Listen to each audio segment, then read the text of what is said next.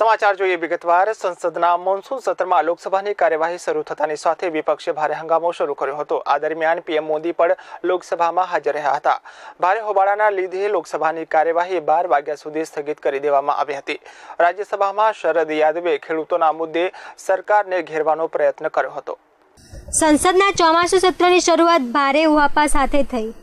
બુધવારના રોજ લોકસભાની કાર્યવાહી શરૂ થતાં જ વિપક્ષે વિરોધ કરવાનું શરૂ કરી દીધું।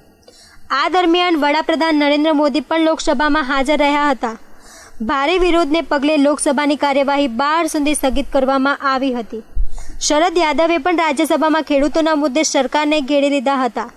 કોંગ્રેસ નેતા દિગ્વિજયસિંહે ખેડૂતની આત્મહત્યા મુદ્દે સરકારને આડે હાથ લીધી। દિગ્વિજયસિંહે કહ્યું હતું કે આજે પણ જંતર મંતર પર કોઈ ખેડૂત સંગઠન આંદોલન કરી રહી છે, પરંતુ સરકાર ચૂપ છે। બુધવારના રોજ સત્ર શરૂ થતાં પહેલા સંસદમાં બીજેપી સંસદીય દળ બેઠક શરૂ થઈ હતી। બેઠકમાં વિદેશ મંત્રી સુષ્મા સ્વરાજે તાજેતરમાં વડાપ્રધાન નરેન્દ્ર મોદીની વિદેશ યાત્રાની પ્રશંસા કરી હતી। વળી નાણામંત્રી અરુણ જેટલીએ જીએસટી પર પોતાની વાત રજૂ કરી હતી। Bureau report CN24 news Ahmedabad. વિવાદિત ઇસ્લામિક ઉપદેશક જાકિર નાઇકની વિરુદ્ધ એક કાર્યવાહી કરવામાં આવી છે। નાઇકનો પાસપોર્ટ રદ કરી દેવામાં આવ્યો છે। રાષ્ટ્રીય તપાસ એજન્સીએ જાકિર નાઇકનો પાસપોર્ટ રદ કરવાની માંગ કરી હતી, ત્યારબાદ આ નિર્ણય લેવામાં આવ્યો છે। વિદેશ મંત્રાલયના નિર્દેશ પર મુંબઈના રિઝર્વ પાસપોર્ટ ઓફિસે જાકિર નાઇકનો પાસપોર્ટ રદ કરી દીધો। પોતાની સ્પીચમાં ભડકાઉ ભાષણ બાદ વિવાદોમાં આવેલા જાકિર નાઇક વિરુદ્ધ NIA ટેરર ફંડિંગ અને મની લોન્ડરિંગની તપાસ કરી રહ્યા છે। NIAને નોટિસ છતાં જાકિર નાઇક તપાસમાં સહકાર નહોતો આપ્યો। જાકિર નાઇકની વિરુદ્ધ બિનજામીન પાત્ર વોરંટ પણ ઇસ્યુ કરવામાં આવ્યો છે। તપાસમાં સહયોગ ન કરવા બાદ NIA વિદેશ મંત્રાલય પાસે જાકિર નાઇકનો પાસપોર્ટ રદ કરવા માટેની માંગ કરી હતી। Bureau report CN24 news. Baspa supremo માયાવતીએ રાજ્યસભાની સભ્યપદ પરથી રાજીનામું આપી દીધું છે। માયાવતી રાજ્યસભામાં બોલવાની પરવાનગી ન મળવાથી ગુસ્સે થયા હતા। ત્યારબાદ ભડકેલા માયાવતીએ રાજીનામાની ધમકી આપતા સદનમાંથી વોકઆઉટ કરી દીધું હતું। સંસદના ચોમાસુ સત્રના બીજા દિવસે રાજ્યસભાની શરૂઆત વિપક્ષના હંગામાથી થઈ હતી। તેમાં બહુજન સમાજ પાર્ટીના સુપ્રીમો અને ઉત્તર પ્રદેશના પૂર્વ મુખ્યમંત્રી માયાવતીએ રાજ્યસભામાં રાજીનામું આપી દેવાની ચીમકી ઉચ્ચારતા રાજકારણમાં ગરમાવો આવ્યો હતો। આ દરમિયાન નારાજ થયેલા માયાવતીએ રાજ્યસભાના ચેરમેન ઓફિસે પહોંચી 3 પાનાનું રાજીનામું સોંપ્યું હતું। જોકે અહીં હાજર કોંગ્રેસ અને BSPના સાંસદોએ તેમને મનાવવાનો પ્રયાસ કર્યો હતો। આમ છતાં માયાવતી પોતાના નિર્ણય પર મક્કમ રહ્યા હતા અને રાજ્યસભાના સભ્યપદેથી રાજીનામું આપ્યું હતું। घंटी बजाकर मुझे ही बैठने के लिए कह दिया। माननीय सभापति जी, मुझे बड़े दुख के साथ इस्तीफा देने का ये फैसला लेना पड़ रहा है कि देश में सर्व समाज में से खासकर जिन गरीबों, दलितों, आदिवासियों, पिछड़ों व मुस्लिम एवं अन्य धार्मिक अल्पसंख्यकों आदि के हित व कल्याण के लिए मैंने अपनी पूरी जिंदगी समर्पित की है। और यदि मुझे इनके हित व कल्याण की भी बात सत्ता पक्ष के लोग अर्थात बीजेपी व इनकी NDA के लोग नहीं रखने देंगे तो फिर मुझे ऐसी स्थिति में माननीय सदन में बिल्कुल भी रहने का औचित्य नहीं रहा है। ઉલ્લેખનીય છે કે માયાવતીનું રાજ્યસભામાં સાંસદ તરીકેનો કાર્યકાળ એપ્રિલ 2018માં પૂર્ણ થઈ રહ્યો છે। રાજ્યસભામાં બોલાવવાની તક ન મળતા રાજીનામું ધરી દેનારા માયાવતીનું રાજીનામું રાજકીય સ્ટન્ટ વધુ લાગે છે, કેમ કે માયાવતીએ રાજીનામું આપવામાં મોટી ભૂલ કરી છે।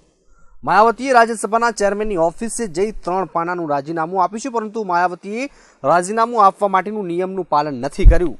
નિયમ એવો છે કે જ્યારે કોઈ પણ સાંસદ પોતાના પદ પરથી રાજીનામું આપે તો તેણે ફક્ત એક લાઇનનું રાજીનામું ચેરમેન અથવા સ્પીકરને સોંપવાનું હોય છે, પરંતુ માયાવતીએ 3 પાનાનો રાજીનામાનો પત્ર સોંપે છે, એટલે તે સ્વીકારાય તેવા એંધાણ પણ નથી અને શક્યતા પણ નથી।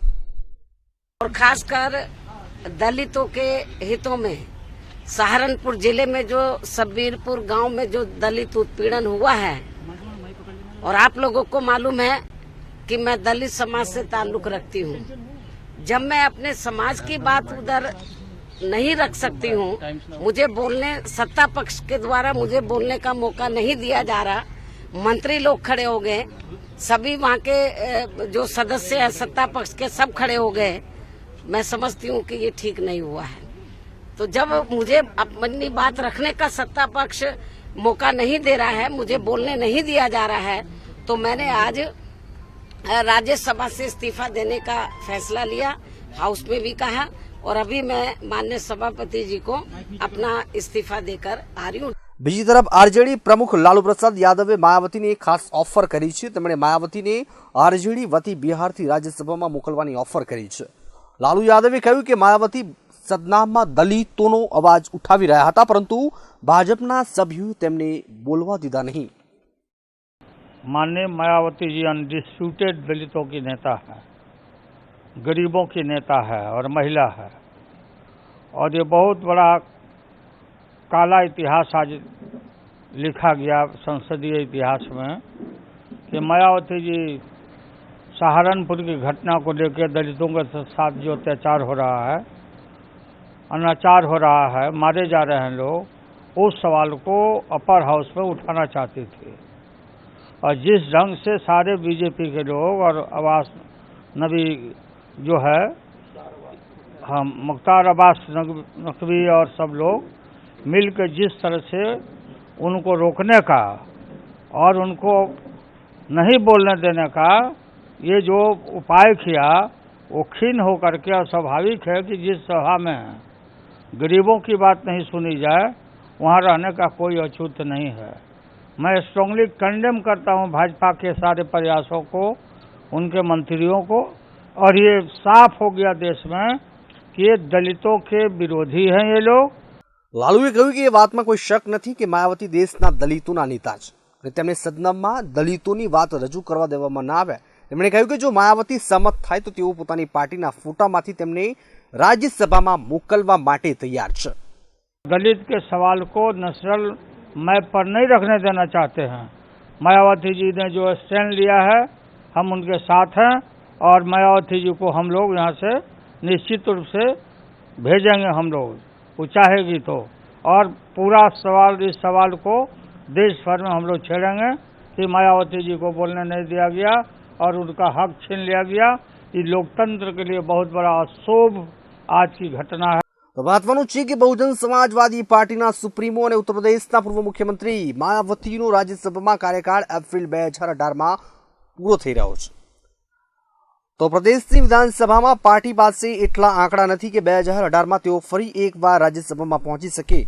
મુખ્ય તરીકે યુપીમાં રાજકારણ ખેલી રહેલા માયાવતીની પાર્ટીને 2017ની વિધાનસભાની ચૂંટણીમાં 403માંથી માત્ર 19 બેઠકો મળી। તે પહેલા 2014ની લોકસભાની ચૂંટણીમાં બીએસપી યુપીમાં ખાતું પણ ખોલાવી શકી ન હતી। આ જ કારણે લાલુએ તેમને પોતાની પાર્ટી તરફથી રાજ્યસભામાં મોકલવાની ઓફર મૂકી છે। Bureau report CN24 news.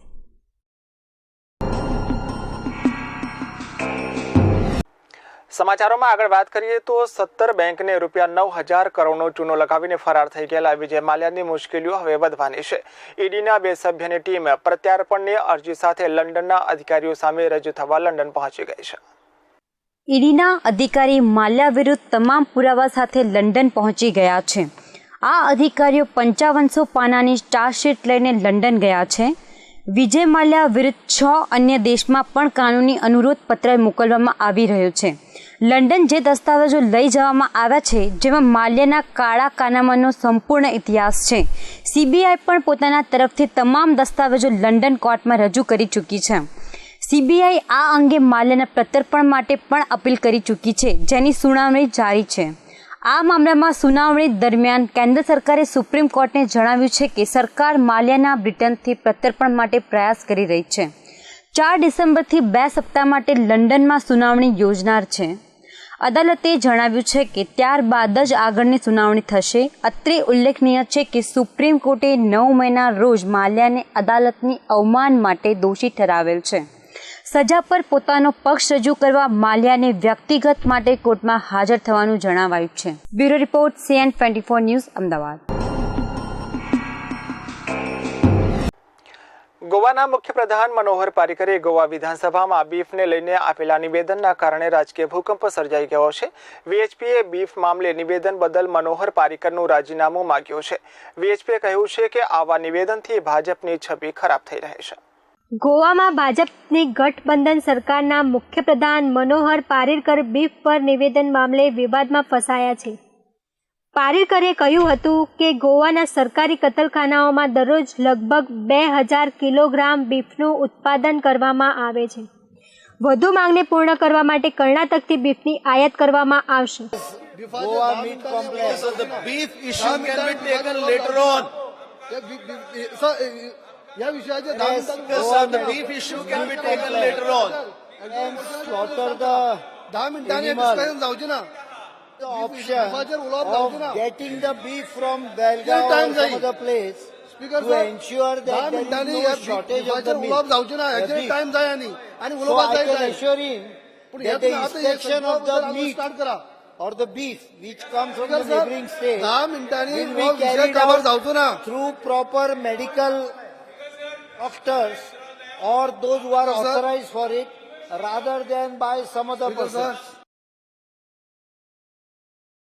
Goa વિધાનસભાના મોન્સૂન સત્રના પ્રથમ દિવસે પારીકરે પાડોશી રાજ્યમાંથી આયાત કરતા બીફની ગુણવત્તાને લઈને ભાજપના ધારાસભ્યની ચિંતાનો જવાબ આપતા આના સંદર્ભે ટિપ્પણી કરી છે. મનોહર પારીકરે કહ્યું હતું કે કર્ણાટકથી બીફ લાવવાનું ચાલુ જ રહેશે જેથી બીફની અછત ના સર્જાય.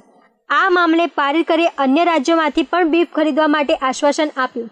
જોકે પારીકરના આ નિવેદન પર વિશ્વ હિન્દુ પરિષદે નારાજગી વ્યક્ત કરી છે. વિશ્વ હિન્દુ પરિષદે ગોવાના મુખ્યપ્રધાન મનોહર પારીકરનું રાજીનામું માંગ્યું છે. Bureau report CN24 news Ahmedabad. RJ Malishka હવે બીએમસીના નિશાન પર આવી ગઈ છે. વધુ માહિતી આપીશું પરંતુ એક વિરામ બાદ. ક્રાઇમ અને ક્રિમિનલ પર કાયદાનો શિકંજો, ઘટના અને ગુનેગારો ઉપર રહેશે બાજ નજર. કોણ નિર્દોષ અને કોણ ગુનેગાર, હવે થશે ગુનાઓનો પર્દાફાશ. દરેક ઘટના ઉપરથી ઉઠશે પડદો. ક્રાઇમની સચોટ ખબર માત્ર CN24 ન્યૂઝ પર. Crime spot.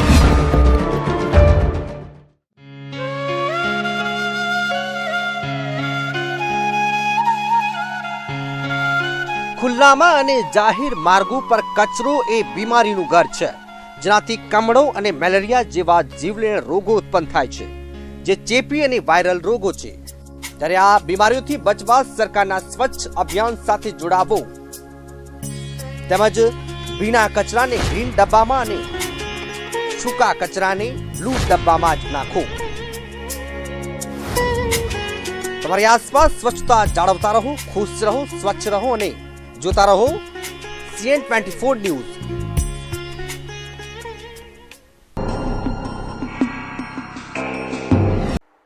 વિરામ બાદ આપનું સ્વાગત છે. મુંબઈના ખાડાઓને લઈને ગીત બનાવનાર આરજે મલિસ્કા હવે બીએમસીના નિશાન પર આવી ગઈ છે. આરજે મલિસ્કાના ઘરે ડેન્ગ્યુ મચ્છરોના લાર્વા હોવાને લઈને નોટિસ પાઠવવામાં આવી છે. મહત્વનું છે કે થોડાક દિવસ અગાઉ આરજે મલિસ્કાનો બીએમસીની મજાક ઉડાવતો વિડીયો સોશિયલ મીડિયા પર વાયરલ થયો હતો. જો કે મજાક ભારે પડી ગઈ છે. સોશિયલ મીડિયા પર સોનુને સંબોધીને બનાવવામાં આવતા વિડીયો હાલ વાયરલ થઈ રહ્યા છે. આવો જ એક વિડીયો મુંબઈની રેડિયો FM ચેનલે મુંબઈને સંબોધીને જાહેર કર્યો છે, જેમાં ચેનલની આરજે મલિસ્કાએ બીએમસીની મજાક ઉડાવતું ગીત ગાયું હતું. પણ આ મજાક કદાચ મલિસ્કાને ભારે પડી છે. બૃહદ મુંબઈ મ્યુનિસિપલ કોર્પોરેશને આરજે મલિસ્કાને તેના બાંદ્રા સ્થિત ઘરમાં ડેન્ગ્યુ મચ્છરોના લાર્વા હોવાની નોટિસ મોકલી છે. બીએમસીના અધિકારીઓના જણાવ્યા પ્રમાણે આરજે મલિસ્કાના પાલી નાકામાં આવેલા સનરાઈઝ એપાર્ટમેન્ટના 6થા માળ પર આવેલા ફ્લેટમાં રૂટીન સર્વે દરમિયાન મચ્છરોનો ઉછેર થતો હોવાનું જણાવ્યું હતું. મલિસ્કા જે રેડિયો ચેનલમાં કામ કરી રહી છે તે રેડિયો ચેનલે એક વિડીયો રિલીઝ કર્યો હતો, જેમાં મોન્સૂન દરમિયાન બીએમસીની નબળી તૈયારીઓ અને ખરાબ કામગીરીની મજાક ઉડાવવામાં આવી હતી. આ વિડીયો જાહેર થયા પછી આરજે મલિસ્કા મુંબઈના શાસક પક્ષ શિવસેના માટે સીધું ટાર્ગેટ બની ગઈ હતી. Bureau report CN24 news Ahmedabad. GST અમલીકરણ બાદ દરેક ચીજવસ્તુના ભાવમાં ફેરબદલી જોવા મળી રહી છે, ત્યારે ભાઈ બહેનોનો પવિત્ર તહેવાર રક્ષાબંધન પર જીએસટીની અસરો જોવા મળી રહી છે, જ્યારે ગત વર્ષની સરખામણીમાં આ વર્ષે રાખડીઓના ભાવમાં 20 થી 30% જેટલો વધારો જોવા મળી રહ્યો છે. જીએસટી અમલીકરણ બાદ દરેક ચીજ વસ્તુના ભાવમાં ફેરબદલી જોવા મળી રહી છે. જીએસટીના કારણે અનેક વેપાર પર પણ ઘણી અસરો જોવા મળી રહી છે, ત્યારે ભાઈ બહેનનો પવિત્ર તહેવાર એટલે કે રક્ષાબંધન, જેમાં બહેન ભાઈની રક્ષા માટે પવિત્ર સૂતરના દોરાની રાખડી બાંધતી હોય છે, જ્યારે તેના પર પણ જીએસટીની અસરો જોવા મળી રહી છે, જ્યારે ગત વર્ષની સરખામણીમાં આ વર્ષે રાખડીઓના ભાવમાં 20 થી 30% જેટલો વધારો જોવા મળી રહ્યો છે. ઘરાકીમાં તો એવું છે કે 50% માર્કેટ ડાઉન થઈ ગયું છે. ગઈ સાલને 2 વર્ષ પહેલાં બી જે ઘરાકી હતી અમારી 50% અત્યારે એકદમ ઓછી ઘરાકી છે. આખું બજારમાં જુઓ તમે તો ઘરાકી છે નહીં બજારમાં. એટલે વરસાદના હિસાબે થોડી તકલીફ પડી ગઈ છે, ઘણી અસર પડી રહી છે. 50% માર્કેટ ડાઉન છે એમાં, અને ગ્રાહકી છે બી નહીં. અને ગ્રાહક જે આવે છે અમે ભાવ કહીએ તો ગ્રાહક ના પાડે છે કે આટલો બધો ભાવ ના ચાલે. ગયા વર્ષ કરતાં આ વખતે 25% વધી બી ગયા છે, અને એ પ્રમાણે અમને ભાવ મળતો નથી રાખડીમાં હોલસેલ બજારમાં. સિલેક્ટ કરીને લેવા આવશે પણ જોઈએ એવો ફાયદો નહીં મળે. રક્ષાબંધનને લઈ વેપારીઓએ પણ મોટા પાયે માલ ભેગો કરી દીધો હતો, ત્યારે ગ્રાહકોની નારાજગીને લઈ રક્ષાબંધનના તહેવારને ભાઈ બહેન જીએસટી પર કઈ રીતે ઉજવણી કરે છે તે જોવું રહ્યું. 1 જુલાઈથી જીએસટી અમલીકરણ થયા બાદ જો વાત કરીએ તો રક્ષાબંધનનો તહેવાર નજીક આવી રહ્યો છે. ભાઈ બહેનનો પવિત્ર તહેવાર ગણવામાં આવે છે, ત્યારે રાખડીનું જે બજાર હોય છે ત્યાંની ઉપર ક્યાંક જીએસટીનો સૌથી મોટી અસર પડતી હોય તેવું લાગી રહ્યું છે. વેપારીઓમાં નારાજગી જોવા મળી રહી છે, કારણ કે જીએસટીને કારણે ગત વર્ષની સરખામણીમાં આ વર્ષે જો ભાવમાં ખૂબ જ મોટો ફેરબદલ જોવા મળી રહ્યો છે. જે ગ્રાહકો હોય તે નવી વેરાયટી અત્યારે પસંદ નથી કરી રહ્યા. કારણ એક જ છે કે જીએસટી લાગુ થવાના કારણે જે રાખડીઓ છે તેમાં ભાવ વધી જતા ક્યાંક વેપારીઓમાં પણ નારાજગી જોવા મળી રહી છે, જે ગ્રાહકો છે તેમાં પણ નારાજગી જોવા મળી રહી છે. ત્યારે આગામી દિવસોમાં જે રક્ષાબંધનનો જે ભાઈ બહેનનો પવિત્ર તહેવાર છે કઈ રીતે ઉજવાય છે તે તો જોવું રહ્યું. કેમેરામેન કુનાલ રાણા સાથે પાર્થ શાહ, CN24 ન્યૂઝ, અમદાવાદ. શ્રમિક અન્નપૂર્ણા યોજના રાજ્ય સરકાર દ્વારા બાંધકામ ક્ષેત્ર સાથે સંકળાયેલી છે. અસંગઠિત શ્રમિકોને ₹10માં સાત્વિક ભોજન આપવાની યોજના અમલમાં મૂકવામાં આવી છે. અમદાવાદ સહિત રાજ્યના 7 સિટીમાં એક સાથે યોજનાનો પ્રારંભ કરવામાં આવ્યો છે. આ યોજનામાં જેની નોંધણી થયેલી હશે તથા જેની પાસે લાલ ડાયરી હશે તેવા શ્રમિકોને આ યોજનાનો લાભ આપવામાં આવશે. મજૂરી કામ કરીએ, પ્લમ્બિંગનું કામ છે, કડિયા કામ છે, નાનું મોટું બધું કામ કરીએ છીએ. સરકારની યોજના જે બહારથી માણસો મજૂરો જે આવતા હતા ને એમને જે તકલીફ પડતી હતી જમવા માટેની, કે જે 50-60 રૂપિયાની અંદર ભોજન લેતા હતા એને અત્યારે 10 રૂપિયા ભોજન મળે છે. અને આ યોજનાથી ગરીબ જે શ્રમયોગી જે આ વ્યક્તિઓ છે જે મજૂર વર્ગના, એના માટેની જે આ યોજના મુખ્યમંત્રી સાહેબે જે પસાર કરી છે એને અમલમાં મૂકી છે, એ ગરીબો માટે બહુ અને મજૂર વર્ગ માટે બહુ સારામાં સારું છે. કડિયા કામની મજૂરી કરું છું. આ સરકારે જે આ ટિફિન સેવા ખોલી છે તે બહુ જ અગત્યની છે, કારણ કે અમારે સાંજે સવારે વહેલા મોડું થાય તો ટિફિનમાં અમે ભૂખ્યા તરસ્યા રહી જતા હતા, અને આ જે લાભ મળ્યો તે બહુ ફાયદાકારક છે. તે સવારમાં ટિફિન મળે ન મળે તો ઘરથી હોય બન્યું ના બન્યું તો નાના માણસને અમારે ભૂખ્યું ન રહેવું પડે. અને ખૂબ ખૂબ તેમનો આભાર. અને આવતા સંજોગોમાં પણ આવી ગરીબો માટે સહાયરૂપ જે સરકારશ્રીએ કરી છે મુખ્યમંત્રી રૂપાણી સાહેબે, તે બદલ ખૂબ ખૂબ તેમનો આભાર. સમાચારોમાં આગળ વાત કરીએ ચીનની, તો ચાઇનામાં યોજાયેલ આંતરરાષ્ટ્રીય યોગ સ્પર્ધામાં ગુજરાતના 15થી વધુ બાળકોએ ગોલ્ડ, સિલ્વર અને બ્રોન્ઝ મેડલ મેળવી ભારતનું નામ રોશન કર્યું છે. ચાઇનામાં આંતરરાષ્ટ્રીય યોગા સ્પર્ધાનું આયોજન કરવામાં આવ્યું હતું, જેમાં જુદા જુદા 14 દેશના લોકોએ ભાગ લીધો હતો, જેમાં ગુજરાતના 15થી વધુ બાળકોએ ભાગ લઈ ગોલ્ડ, સિલ્વર તેમજ બ્રોન્ઝ મેડલ મેળવી દેશનું નામ રોશન કર્યું છે. બાળકોએ યોગમાં વિવિધ કરતબો કરી તેમજ સારું પ્રદર્શન કરી સ્પર્ધા જીતી ટ્રોફીના વિજેતા બન્યા હતા. આ બાબતે તેમના કોચ દ્વારા પણ ખૂબ મહેનત કરાઈ હતી, તેમજ સ્પર્ધામાં સારું પ્રદર્શન કરી શકે તે માટે બાળકોને ખૂબ જ સારી રીતે તાલીમ આપી પ્રદર્શન સારું થાય તે માટે તમામને તાલીમ આપી છૂટ્યા હતા. ગુજરાતમાંથી આપણા 17 છોકરાઓ પાર્ટિસિપેટ કરેલા, અને એમાંથી આપણી પાસે અંડર 14 છોકરાઓ વધારે હતા, 14 વર્ષથી નીચેની. ત્યાં અલગ અલગ સેક્શનમાં ટુર્નામેન્ટ થાય છે. અંડર 14, અબાઉટ 14 ઉપરની, એમ 25 થી 35, 35 થી 45 ઉપરની સ્પર્ધા. આપણા બધા છોકરાઓ જે અંડર 20 એટલે 20 વર્ષથી નીચેના બાળકો હતા અને એની અંદર આપણે સૌથી વધુ મેડલો લાવ્યા છે. ગુજરાતે 6 ગોલ્ડ 5 સિલ્વર અને 3 બ્રોન્ઝ મેળવેલા છે.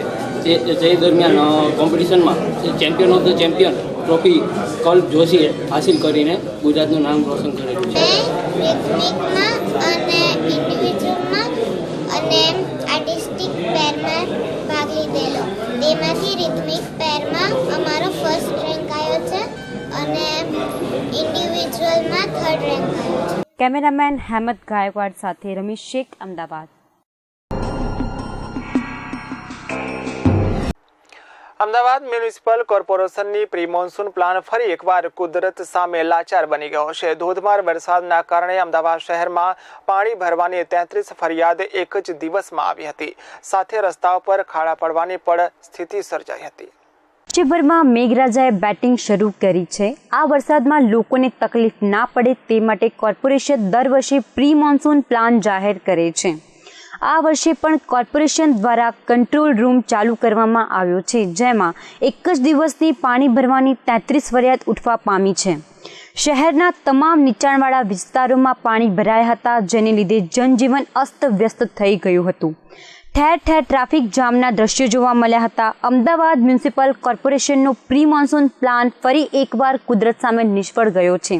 ધોધમાર વરસાદને કારણે અમદાવાદ શહેરમાં પાણી ભરવાની 33 ફરિયાદ એક જ દિવસમાં આવી હતી. સાથે રસ્તાઓ પર ખાડા પડવાની પણ સ્થિતિ સર્જાઈ હતી. દ્વારા આજે જેટ પેચિંગના કામ સવારથી જ હાથ ઉપર લેવાનું હતું, પરંતુ ઓચિંતો વરસાદ પડવાના કારણે એ અત્યારે હાલ બંધ રાખવામાં આવ્યું છે. જેવો વરસાદ બંધ થશે તમામ ખાડાઓ જેટ પેચિંગથી કમ્પ્લીટ કરવામાં આવશે. આમ કુલ 33 જગ્યાએ પાણી ભરવાની સાથે સાથે ખાડા પડી જવાની પણ ફરિયાદ કોર્પોરેશનને મળી હતી. દર વર્ષે કોર્પોરેશન કરોડો રૂપિયાનો ખર્ચ આ મોન્સૂનમાં તકલીફ ના પડે તે માટે કરે છે, પરંતુ કુદરતની સામે કોર્પોરેશન પાંગડું બની જાય છે અને પ્રજાને મુશ્કેલીનો સામનો કરવો જ પડે છે. સ્માર્ટ સિટી અને મેગા સિટી અમદાવાદની વાતો કરતી અમદાવાદ મ્યુનિસિપલ કોર્પોરેશન દર વર્ષે પોકળ સાબિત થાય છે, ત્યારે પ્રજાના રૂપિયાનો ધુમાડો માત્ર ઉજવણીમાં કરીને બરબાદ કરે છે. સોસાયટી પવિત્ર સોસાયટીની છે, એની બહાર પાણી કાયમ માટે ભરાઈ રહે છે. એના માટે અમે પોતે સોસાયટીના લીધે એ પર ફરિયાદ કરેલી છે. અમે કરીશું એમ કહે છે, પણ કોઈ એક્શન લેવામાં આવતું નથી. એ સિવાય પુલની નીચે જે પેવર છે એ પેવર નીચે છે અને રોડની સાઈડ ઊંચી છે, એટલે પેવરમાં પાણી ભરાઈ જાય છે અને અઠવાડિયા 10 દાડા સુધી એવું ગંદુ પાણી રહે છે કે એમાંથી વાસ મારે છે અને મચ્છર પેદા થાય છે અને પછી ડેન્ગ્યુ બી થાય ને બધું બી જાય. અમારી સોસાયટીમાં 2-3 જણાને એવી રીતે તકલીફ છે. સ્માર્ટ સિટી અમદાવાદ અને મેગા સિટી અમદાવાદની વાત કરતું અમદાવાદ મ્યુનિસિપલ કોર્પોરેશન ફરી એકવાર પોકળ સાબિત થયું છે. વાત છે અમદાવાદની. અમદાવાદમાં જે થોડોક જ જે વરસાદ પડ્યો હતો તેના કારણે જે સ્માર્ટ સિટી અમદાવાદ હતું તે ક્યાંક બિસ્માર સિટી બની ગયું હતું. અનેક જગ્યાએ ખાડા પડવાની સમસ્યા સર્જાઈ હતી. અનેક જગ્યાએ કહેવાય છે કે કોઈ જે બહેન હોય છે કે પછી કોઈ ભાઈ હોય છે જે ડ્રાઈવ કરીને જે વાહન લઈને જતા હોય છે તેમની પડી જવાની સમસ્યા સર્જાઈ હતી. પાણી ભરાવાની પણ અનેક જગ્યાએ સમસ્યા સર્જાઈ હતી. તેના જ કારણે ક્યાંક અમદાવાદ મ્યુનિસિપલ કોર્પોરેશનનું જે પ્રી મોન્સૂન કામગીરી હોય છે તે દર વર્ષની જેમ આ વર્ષે પણ આફ્ટર મોન્સૂન સાબિત થતું હોય છે. કરોડોના ખર્ચે જે અમદાવાદ મ્યુનિસિપલ કોર્પોરેશન જે રોડ બનાવવાનું કામગીરી કરતું હોય છે કે પછી પ્રી મોન્સૂનની પાછળ જે રૂપિયા ખર્ચતું હોય છે તે ક્યાંક ને ક્યાંક તે રૂપિયાનો ધુમાડો થતો હોય છે ને દર વર્ષની જેમ ઉજવણીઓમાં જ ક્યાંક અમદાવાદ મ્યુનિસિપલ કોર્પોરેશન રૂપિયા નાખતું હોય તેવું લાગી રહ્યું છે. ત્યારે આ જે ખાડાઓની પૂરવાની વાત છે તે ક્યાંક ને ક્યાંક પ્રજાને પણ હેરાનગતિ થતી હોય છે. પ્રજાએ પણ જે રોષ છે તે કોર્પોરેટર ઉપર ઠાલવ્યો છે, મેયર ઉપર ઠાલવ્યો છે. ત્યારે આગામી દિવસોમાં આ જે ખાડાને પૂરવાની અમદાવાદ મ્યુનિસિપલ કોર્પોરેશન કઈ રીતે કામગીરી કરે છે તે તો જોવું રહ્યું. કેમેરામેન રાજીવ ઠક્કર સાથે પાર્થ CN24 ન્યૂઝ અમદાવાદ. તો આ સાથે સમાચાર અહીં સમાપ્ત કરીશું. વધુ સમાચારો અને માહિતી માટે આપ જોતા રહો CN24 ન્યૂઝ. નમસ્કાર.